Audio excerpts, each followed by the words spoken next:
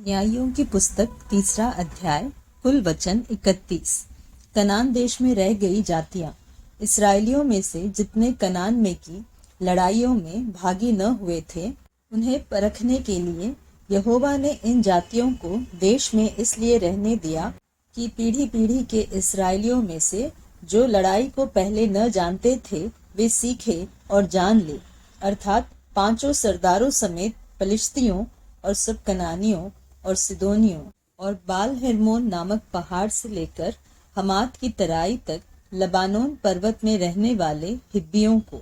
ये इसलिए रहने पाए कि इनके द्वारा इसराइलियों की इस बात में परीक्षा हो कि जो आज्ञाएं यहोवा ने मूसा के द्वारा उनके पूर्वजों को दी थी उन्हें वे मानेंगे या नहीं। इसलिए इसराइली कनानियों, हित्तियों, एमोरियों, परिज्जियों, हिब्बियों और यबूसियों के बीच में बस गए। तब वे उनकी बेटियां विवाह में लेने लगे और अपनी बेटियां उनके बेटों को विवाह में देने लगे और उनके देवताओं की भी उपासना करने लगे। ओत्नीएल का चरित्र। इस प्रकार इसराइलियों ने यहोवा की दृष्टि में बुरा किया और अपने परमेश्वर यहोवा को भूलकर बाल नामक देवताओं और आशेरा नामक देवियों की उपासना करने लग गए। तब यहोवा का क्रोध इसराइलियों पर भड़का और उसने उनको अरम नहरईम के राजा कूशन रिशातईम के अधीन कर दिया। इसलिए इसराइली 8 वर्ष तक कूशन रिशातईम के अधीन रहे। तब इसराइलियों ने यहोवा की दुहाई दी और उसने इसराइलियों के छुटकारे के लिए कालेब के छोटे भाई ओत्नीएल नामक कनजी के पुत्र को ठहराया और उसने उनको छुड़ाया। उसमें यहोवा का आत्मा समाया और वह इसराइलियों का न्यायी बन गया और लड़ने को निकला। और यहोवा ने अराम के राजा कूशन रिशातईम को उसके हाथ में कर दिया और वह कूशन रिशातईम पर जयवंत हुआ। तब 40 वर्ष तक देश में शांति बनी रही।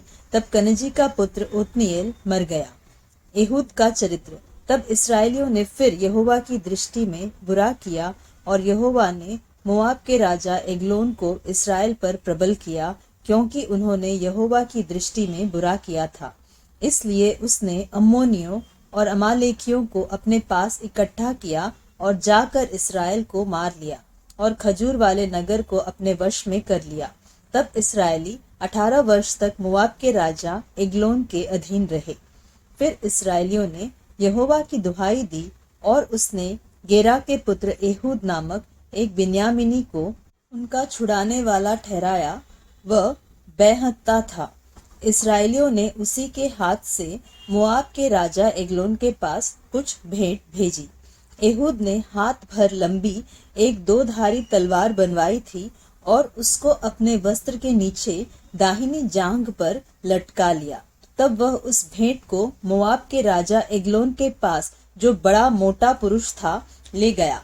जब वह भेंट को दे चुका तब भेंट के लेने वाले को विदा किया, परंतु वह आप गिलगाल के निकट की खुदी हुई मूर्तों के पास लौट गया और एग्लोन के पास कहला भेजा, हे राजा, मुझे तुझसे एक भेद की बात कहनी है।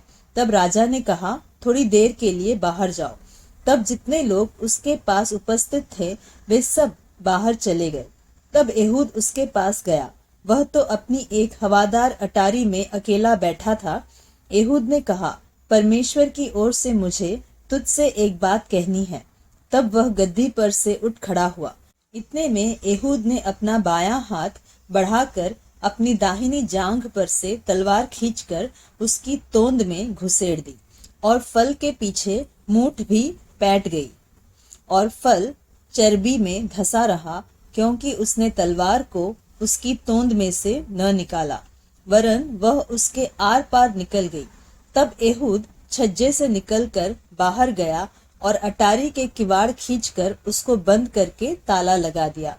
उसके निकलकर जाते ही राजा के दास आए तो क्या देखते हैं कि अटारी के किवाड़ों में ताला लगा है। इस कारण वे बोले, निश्चय वह हवादार कोठरी में लघु शंका करता होगा। वे बाट जोते जोते थक गए। तब यह देखकर कि वह अटारी के किवाड़ नहीं खोलता, उन्होंने कुंजी लेकर किवाड़ खोले तो क्या देखा कि उनका स्वामी भूमि पर मरा पड़ा है। जब तक वे सोच विचार कर ही रहे थे तब तक एहूद भाग निकला और खुदी हुई मूर्तों की परली ओर होकर सेईरे में जाकर शरण ली। वहां पहुंचकर उसने एप्रैम के पहाड़ी देश में नरसिंगा फूका। तब इस्राएली उसके संग होकर पहाड़ी देश से उसके पीछे पीछे नीचे गए, और उसने उनसे कहा, मेरे पीछे पीछे चले आओ, क्योंकि यहोवा ने तुम्हारे मुआबी शत्रुओं को तुम्हारे हाथ में कर दिया है। तब उन्होंने उसके पीछे पीछे जाके यरदन के घाटों को जो मुआब देश की ओर है ले लिया, और किसी को उतरने न दिया। उस समय उन्होंने कोई 10,000 मुआबियों को मार डाला। वे सब के सब हृष्ट पृष्ठ और शूरवीर थे, परंतु उनमें से एक भी न बचा। इस प्रकार उस समय मोआब इस्राएल के हाथ के तले दब गया। तब 80 वर्ष तक देश में शांति बनी रही। शमगर का चरित्र। उसके बाद अनात का पुत्र शमगर हुआ। उसने 600 पलिश्ती पुरुषों को बैल के पैने से मार डाला। इस कारण वह भी इस्राएल का छुड़ाने वाला हुआ।